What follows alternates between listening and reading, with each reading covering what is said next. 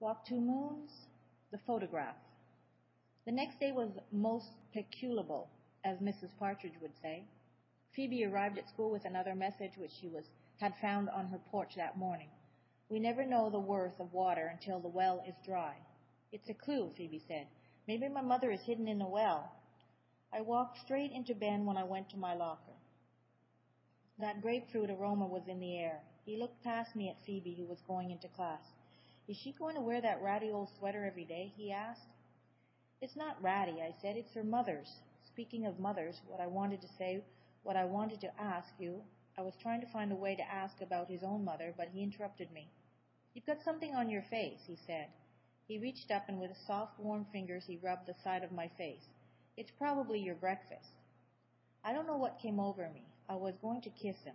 I leaned forward just as he turned around and slammed the door of his locker. My lips ended up pressed against the cold metal locker. You're weird, Sal, he said as he went off to class. I decided that kissing was somethingly more complicated than I had ever imagined. Circumstances had to be exactly right in order for the kiss to occur. Both people had to be in the same place at the same time, and both people had to remain still so that the kiss ended up in the right place. Actually, I was relieved that my lips ended up on the cold metal locker. I could not imagine what had come over me. I could not imagine what might have happened if the kiss had landed on Ben's mouth. It was a shivery thing to consider. I made it through the rest of my classes without losing control of my lips. The day seemed to be returning to normal, until English class, that is. Mr. Berkway came sailing into class carrying our journals. I had forgotten all about them.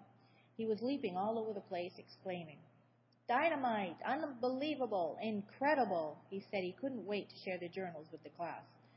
Mary Lou Finney said, Share with the class? Mr. Berkway said, Not to worry. Everyone has something magnificent to say. I haven't read through every page yet, but I was so impressed that I wanted to share some of these passages with you right away. People were squirming all over the room. I was trying to remember what I had written. Mary Lou leaned over to me and said, Well, I'm not worried. I wrote a special note in the front of mine, distinctly asking him not to read mine. Mine was private.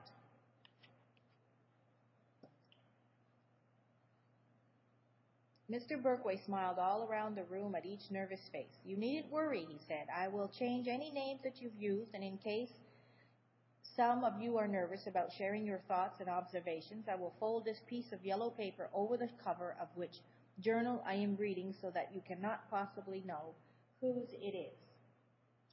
Ben asked if he could go to the bathroom. Christy said she felt a little sick and asked if she could go to the nurse. Phoebe asked me to touch her forehead because she was pretty sure she had a fever. Mr. Berkway looked all around the room. Usually he would let people go to the bathroom or to the nurse, but this time he said, Let's not malinger. He picked up a journal, slipping the yellow paper over it before anyone had a chance to examine the cover for clues as to its author's identity. Everyone took a deep breath. You could see people poised nervously, waiting as tensely as if Mr. Berkway was going to announce someone's execution. Mr. Berkway read, I think that Betty, he changed the name you could tell because there was no Betty in our school, will go to hell because she always takes the Lord's name in vain. She says God every 5 seconds. Mary Lou was turning purple. Who wrote that, she said. Did you, Christy? I'll bet you did. Christy stared down at her desk. I do not say God every 5 seconds. I do not, and I am not going to hell.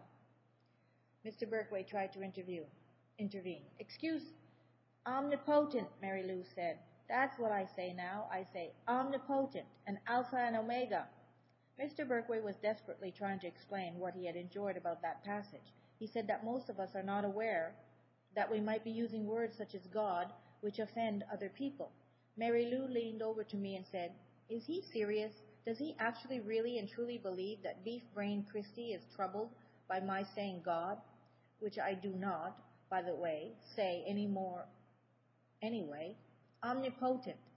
Christy was wearing a pious look on her face, as if God himself had just come down from heaven to sit on her desk. Mr. Berkway quickly selected another journal. He flipped it open and read, Linda, there was no Linda in our class either, is my best friend. I tell her just about everything, and she tells me everything, even things I do not want to know, like what she ate for breakfast and what her father wears to bed and how much her new sweater costs.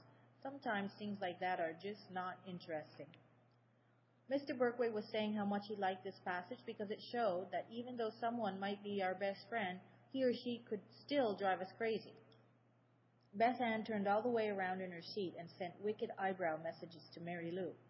Mr. Berkway flipped ahead in the same journal to another passage. He read, I think Jeremiah, there was certainly no Jeremiah in our school, is pig-headed. His skin is always pink and his hair is always clean and shiny, but he is really a jerk.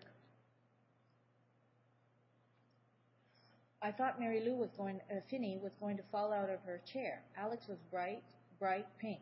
He looked at Mary Lou as if she had recently plunged a red-hot steak into his heart. Mary Lou said, No, it isn't what you think. Misako said, What is jerk? About 20 times. Mr. Berkway tried to explain that he liked this passage because it showed conflicted feelings about someone. I'll say it does, Alex said. The bell rang. First you could hear sighs of relief from the people whose journals had not been read, and then people started talking a mile a minute. Hey, Mary Lou, look at Alex's pink skin.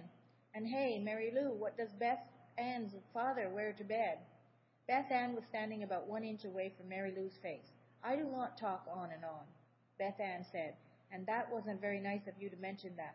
And I do not tell you everything, and the only reason I ever mentioned what my father wore to bed was because we were talking, if you will recall, about men's bathing suits being more comfortable than women's, and on she went. Mary Lou was trying to get across the room to Alex, who was standing there as pink as can be. Alex, she said. She called, Wait, I wrote that before. Wait. It was a jing-bang of a mess. I was glad I had to get out of there. Phoebe and I were going to the police again. Our visit to the police was quick. We got in to see Sergeant Bickle right away. Phoebe slapped the newest message about the water in the well onto his desk, dumped the hairs which she had collected at Mrs.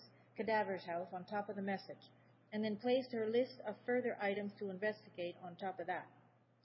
Sergeant Bickle frowned. I don't think you girls understand. Why don't you take these things home and do something wholesome, like run around the block or play a game of tennis? Phoebe went into a rage. You idiot, she said. She scooped up the messages, the hairs, and her list and ran out of the office. Sergeant Bickle glanced at me and followed her. I waited, thinking he would bring Phoebe back and calm her down. I looked at the photographs on his desk, the ones they had not been able to see the day before. In one was Sergeant Bickle and a friendly-looking woman, his wife, I suppose. The second picture was of a shiny black car. The third picture was of Sergeant Bickle, the woman, and a young man, their son. I figured. I looked closer. I recognized the son. It was the lunatic.